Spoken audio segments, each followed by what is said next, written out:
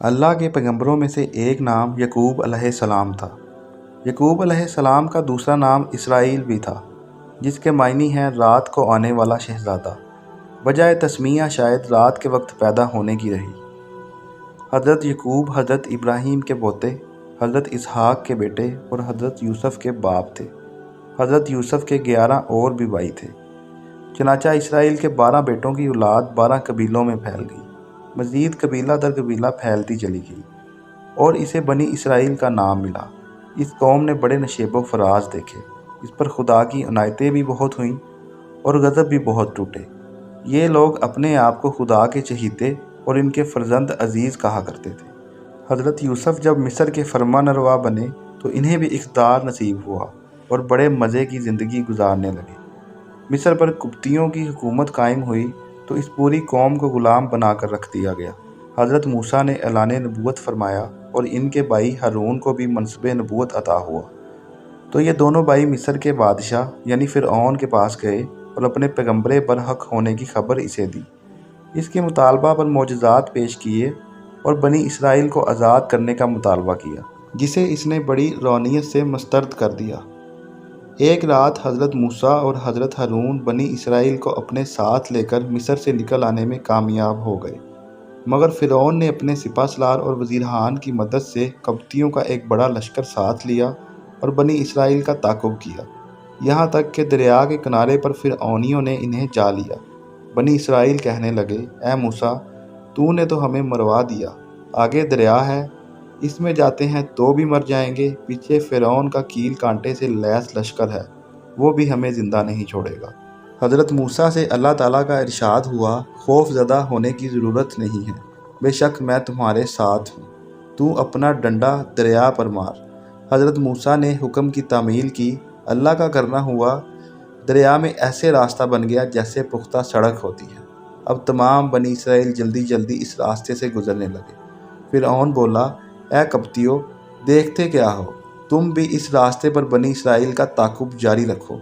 अल्लाह की शान, जब बनी इसराइल का आखिरी आदमी दरिया से बाहर आ गया और कब्तियों का आखिरी आदमी दरिया में दाखिल हो गया, तो अल्लाह ताला ने पहले की तरह दरिया को जारी कर दिया। दरिया की तलातम खेज लहरों ने कब्तियों को हड़प करना शुरू कर दिया। फ़िरऔन भी डूबने लगा तो इसके होश ठिकाने आए। बोला, मैं हारून और मूसा के रब पर ईमान लाता हूँ। इरशाद हुआ, अब यानी मौत को सर पर देख कर ईमान लाने से क्या हासिल। लिहाजा फ़िरऔन समेत तमाम कब्ती करके दरिया हो गए और बनी इसराइल को मौजज़ाना तौर पर नजात हासिल हुई। चाहिए तो ये था कि रब की इस करम फरमाई पर शुक्र व अताअत पर बहुत ज़्यादा मुस्तदी का मुजाहरा करते, मगर मामला बरअक्स निकला। बनी इसराइल में से एक जादूगर सामरी ने सोने के जेवरात कौम से इकट्ठे करके सोने का एक बछड़ा बनाया, जिससे जादू के असर से बाज़ाब्ता डकारने की आवाज़ आती थी। सामरी ने अपनी कौम से कहा कि ये तुम्हारा मबूद है, लिहाजा इसकी इबादत में लग जाओ। हज़रत मूसा 40 रोज़ के लिए मिकात पर अल्लाह के हजूर गए हुए थे। हज़रत हारून मौजूद थे, लेकिन इनकी बात किसी ने न मानी। हज़रत मूसा जब वापस आए और कौम को बिछड़ने की परतिश करते हुए पाया तो सख्त गज़बनाक हुए और अपने भाई हारून की दाढ़ी और सर के बाल खींचने लगे। हज़रत हारून ने कहा, ए माँ जाए, खफा ना हो, मैंने इन्हें रोका था, मगर इन्होंने मेरी बात ना मानी, बल्कि इनसे मुझे जान का ख़तरा लाहक हो गया। हज़रत मूसा ने अपनी कौम को अल्लाह का हुक्म सुनाया कि तुमने गौसला परस्ती करके बहुत बड़ा गुनाह और जुल्म किया है। अल्लाह तुम्हारा ये जुर्म माफ़ कर देगा, शर्त यह है कि तुम एक दूसरे को कत्ल कर डालो। कौम ने इस पर अमल किया और यूं अल्लाह ने इनकी तौबा कबूल फरमाई। माफ़ी मिल जाने के बाद वक्त का तकाजा ये था कि ये लोग अपने मालिक हकीकी से लो लगा लेते और नबी की अताअत करते, मगर यहाँ भी इन्होंने रवायती अकड़ मजाजी का मुजाहरा किया।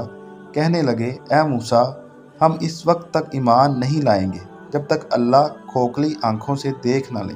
लिहाजा फिर मुसीबत में गिरफ्तार हुए। हुआ यूं कि अल्लाह ताला ने फरमाया, इनसे कहें कोहे तूर के गिर्द जमा हो जाएं, हम इस पर जलवा पैदा होते हैं। अगर ये होशो हवास बरकरार रख सके तो हम इन्हें अपना दीदार करा देंगे। फिर जो अल्लाह ने बिजली फरमाई तो हज़रत मूसा और बनी इसराइल के दूसरे लोग बेहोश हो गए। ऐसा लगता था कि मताए ज़िंदगी खो बैठे हैं, मगर अल्लाह ने इन पर करम फरमाया, गोया इन्हें एक हयात नू अता फरमाई। صرف یہی کرم نہیں کیا بلکہ انہیں کتاب ہدایت عطا فرمائی۔ اس کے ساتھ ساتھ سرائے سینہ میں انہیں دھوپ سے بچانے کے لیے ان کے سروں پر بادلوں کا ایک سائبان تان لیا اور ان کی خوراک کا مستقل بندوبست یوں کیا کہ شبنہ روز من و سلوہ سے ان کی ضیافت فرمائی۔ من میٹھے میٹھے دانوں کا نام ہے اور سلوہ بٹیر سے قدرے بڑا ایک پرندہ تھا جسے وہ بھون کر کھاتے تھے۔ گویا طعم شیریں یعنی میٹھے من بھی تھے اور کراری خوراک کا بھی انتظام تھا۔ حق بنتا تھا کہ وہ شکر گزاری اور فرما برداری کا مظاہرہ کرتے، مگر اپنی فطرت کے ہاتھوں مجبور ہو کر نافرمانی پر تل گئے اور اپنے مالک کو ناراض کر بیٹھے۔